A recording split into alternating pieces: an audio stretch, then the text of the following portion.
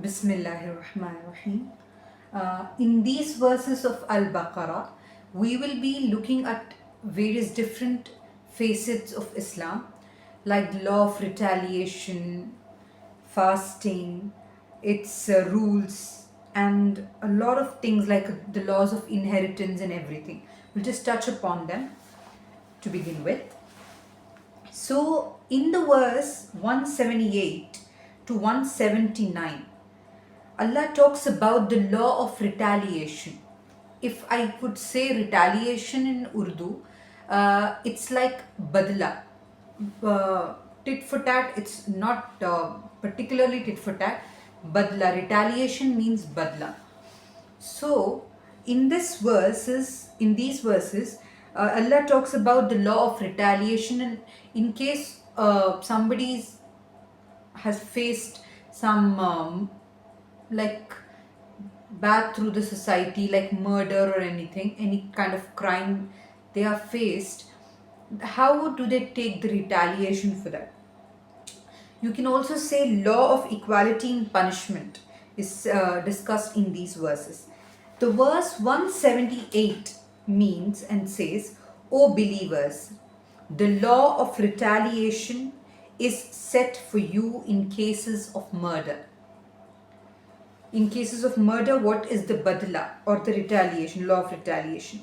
A free man for a free man, a slave for a slave, and a female for a female. That means if the killer is somebody, if it is a free man, we are talking about the times where there was a concept of slavery and everything. Example, if the owner or the master has done some crime, he can give, okay, one, instead of a man, take my slave and just kill him. So they're telling, if the killer is a free man, he has to be executed or killed or punished. A free man for a free man, slave for a slave, everything. No one else should be executed in the place of the killer. That is the meaning. This verse was revealed regarding a particular incident. When that incident came, nevertheless, the killer is killed regardless of the difference in gender. There can't be the difference in gender. If the murder is committed by a woman or a man, there is no differentiation. Same thing. Gender or status, rich or poor, unless the victim's family opts for some other means of for blood money and everything. So it says the law of equality in punishment is set: a free man for a free man, a slave for a slave, a female for a female. But if the offender is pardoned, whoever is accused of the murder is pardoned by the victim's guardian. So what happened? Sometimes when they understand that this person is the person who has committed the crime, and due to some kind of mercy or something like that, the guardian, who is the very like the closest heir of the person who has faced that kind of crime, wants to pardon the person who has committed the crime, they can pardon them. That pardoning does not mean leaving them and not taking any action. It means they can opt for blood money. For example, a small boy has committed a murder. If they end their life, the whole possibility of some, if we think it might be by mistake or unintentional murder, the whole life will end. So here they settle for blood money and everything. So if the offender is pardoned by the victim's guardian, anybody can't pardon him. The victim's guardian has to accept the pardoning. Then blood money should be decided fairly according to the common law in whichever country they are living. That blood money has to be decided fairly, and payment should be made courteously, not out of pride and everything. This is a concession, this blood money, acceptance of blood money. Otherwise Allah would have said, just you always have to kill or you have to execute for a murder. That would have been so difficult. So Allah is telling, this is a concession and a mercy from your Lord. The acceptance of blood money and pardoning is a mercy from your Lord. but whoever transgresses after that will suffer a painful punishment. Even when I have showed mercy, they transgress. They give a word that they are going to give money and everything, but they do not end up giving, and they turn out to be transgressors. That means who do not go abide by the law. Allah will catch them on the day of judgment, and Allah is very severe in punishment. They'll suffer a painful punishment. That is the warning from the Lord. In the verse 179, Allah explains the wisdom behind the law of retaliation. Why is this law of retaliation? If when Allah is so much Ghafoor and Rahim, why didn't He just tell, forgive everybody? So there is in this verse there is an explanation of wisdom. So the verse means there is security of life for you in the law of retaliation. Security of life is there. Retaliation. O people of reason, so that you may become mindful of God. So, what Allah is telling here is, so when somebody is thinking of committing a crime or something, this way, security of life means in this way, the sanctity of life will be preserved, because the killer will refrain from killing. They will said, get back. As he will be certain that if he kills, he would be killed. Hence, life will be preserved on earth. That is, security of life is there in when the law of retaliation is there. That's why Allah is telling, in the wisdom behind this is you have a secure life on earth for people who will understand. In the verse 180 to 182, there is a very narrow or shallow, you can say just a touch about the law of inheritance, about which we'll talk about in detail later. Quran talks about it later. So in the law of inheritance, in the verse 180, it talks about sifarish, what we say in Urdu, and the will, last will, sifarish, and bequest. It talks about that. In the verse 180, it says, it is prescribed that when death approaches any of you, if they leave something of value, a will should be made in favor of parents and immediate family with fairness. This is an obligation on those who are mindful of God. So, example, a person is about to die. He never was treated well by the family or something like that. Out of anger or something, he does not want to give any of his property to his children or family or anybody, and he just wants to give it to somebody, or friends, or you can tell people who are not related in his skin. So Allah is telling, whenever inheritance is there, the first the people who are accountable, or people who are who should get it is the family, not somebody you want to. So that's what they're asking, that it should be made in favor of parents and immediate family with fairness. How fair it is and who should get, that we'll talk about it later. In the verse 181, it says, but whoever changes the will after hearing it, the blame will only be on those who made the change. Indeed, God is all hearing and all knowing. Example, the person who is going to die tells about a will or writes about it. Like not everybody is around them when they're dying, right? So tells about it, ki, this person you give that much, or out of the family. Example, how much should be given to a daughter or a son is written, but he wants to give it to somebody else, like an institution, an NGO, or anything like that, or a person or a son or daughter he has adopted. And they tell something, but the person who was near the dead person, when death was approaching, changes the will according to their own benefit. That time they are going to be transgressors. It's a very bad deed and a person can perform. Hearing it, so the blame is on them, and whatever good, example, a person has written some of his inheritance or property to the masjid, and the son or the daughter who was near the deathbed listens it and does not tell about it, and will not tell about it. The person will have all the sawab or all the good things that he wanted, because he wanted to give it to the masjid, he will get all the rewards. The only blame is on the son. He will be punished because he did not tell the will.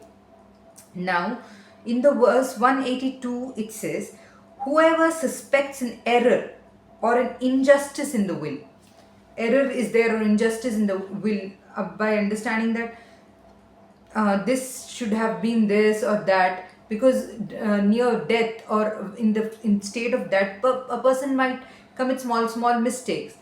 If or half of it they would tell, or they would just die. The error or injustice in the will is there, and they want to correct this. Somebody does it from outside and brings about a fair settlement, and a fair settlement is done among the parties, will not be sinful. For example, if a person has given a half will and he dies in that process, somebody can give a fair settlement. The big person of the family can give a fair settlement, and it has to be fair. Nobody in the family should have like a concern that this was not fair on me.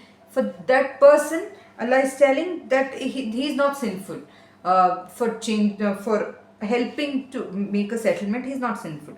Surely God is all forgiving and most merciful. And now from the verse 183 to 185, it talks about the rules of fasting and the excellence of Ramadan. So in the verse 183, it says, O believer, fasting is prescribed for you as it was for those before you. So perhaps you will become mindful of the God. The people of other prophets also fasted. So before you also they fasted. So what is the reason of the fast? So that we remember God, be mindful of the God. In the verse 184 it says, fast a prescribed number of days.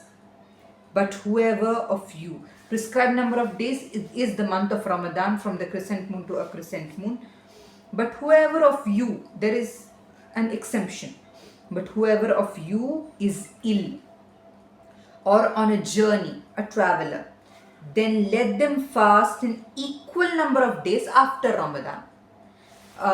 Ill due to pregnancy, childbirth, breastfeeding, or any kind of disease they are going through, or they're old, or they can't do it now, they should do it afterwards. After Ramadan, the same for one roza, equal number of days. For those who can only fast with extreme difficulty for them, fasting is not possible because of the health condition, because of the age. Compensation can be made. Fasting is not obligatory for them. Compensation, what we call in Urdu is fidya, can be made by feeding a needy person. For every day not fasted, for every 1 day of no fasting, one needy person has to be fed, or that much amount of money also you can give them. But whoever volunteers to give more, instead of one needy person, two needy persons you're feeding, it is better for them, as to fast is better for you. If only you knew. So Allah is telling, fasting on the appointed days of Ramadan is an obligatory function. You have to do it. If you're ill or in that particular period of time, or you are undergoing a journey, then after Ramadan do the rozas. Otherwise, if you can't do that and it is very difficult for you, compensate for that by feeding one needy person for one roza not fast, one fasting not done, 1 day of fasting not done. So Allah is telling, if you want to feed more people, it's better for you, and fasting is better than compensation and everything. Only if you know. See, it's in such a beautiful way Allah is explaining it to us. Now science is proving that how important it is for our bodies to fast, for some time, for our bodies to eat on their own cells, and a lot of diseases can be cured and everything. In the verse 185, it talks about the excellence of Ramadan. Ramadan is the month. So, what is the excellence or importance of it? Ramadan is the month in which the Quran was revealed as a guide for humanity, with clear proofs of guidance and the standard to distinguish between the right and wrong.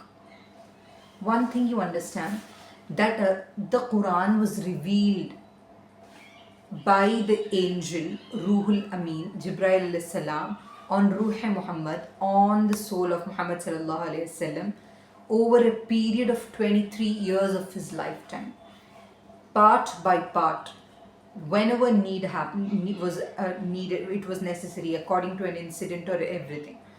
But from Luhe Mahfuz, that is the preserved tablet, Luhe Mahfuz, to the first heaven, the Quran was descended on the night of Laylatul Qadr of Ramadan. So that they are telling. This Quran is well protected as a preserved tablet in Luhe Mahfuz, and it came down to the first heaven on the night of Laylatul Qadr in Ramadan. So, but it came to us over a period of 23 years. And what is this? It's a clear proof of guidance and a standard to distinguish between right and wrong. So, whoever is present, the verse continues as, so whoever is present in this month, let them fast. But whoever is ill or on a journey, let them fast an equal number of days after Ramadan. Again, same thing, the exemption they are talking about. Now, some of the people during the time of Jahaliya used to say, what does Allah acquire by making a star? What does He get? Now also people tell. So now science is also revealing a lot of things. That time Allah is telling, God intends ease for you. There is no difficulty. Allah is not going to gain anything by making us fast. Ease for you. It is good on our own bodies for you, not hardship, so that you may complete the prescribed period and proclaim the greatness of God and the amount of goodness we are getting through fasting, and so many rewards in Jannah in this dunya, it's innumerable. Complete the prescribed period and proclaim the greatness of God for guiding you, and perhaps you will be grateful. You will be grateful for how much He gave you for that days you fasted on the day of on the day of judgment. So Allah is telling, it is not for, it is Allah intends ease for humanity. He does not want hardship. He does not gain anything by making you starve or anything. He is doing it for your own good. So one aspect of fasting is, we can say, it is good on our bodies.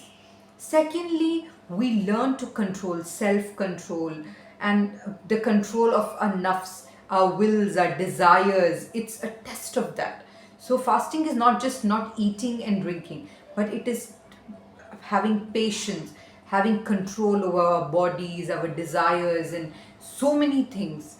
So it's good for us, is what Allah is telling. So this in this verses we start to talk about Ramadan, and we will continue it in the upcoming verses. Thank you.